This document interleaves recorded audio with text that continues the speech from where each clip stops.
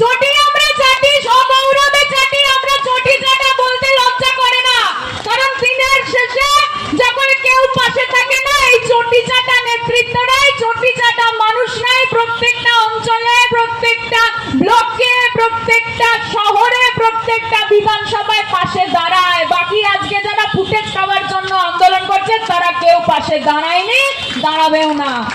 এটা তো একটা সময়ের খেলা। আজকে আরজি করে যা ঘটেছে তার জন্য সব থেকে প্রথমে যদি কেউ আওয়াজ তুলতে পারেন তিনি তুলেছিলেন মমতা বন্দ্যোপাধ্যায়। প্রথম দিনই বলেছিলেন যারা এই ঘৃণ্য অপরাধ করে তাদের ফাঁসি হওয়া প্রয়োজন, ধর্ষকদের ফাঁসি হওয়া প্রয়োজন, মমতা বন্দ্যোপাধ্যায় প্রথম দিন বলেছিলেন।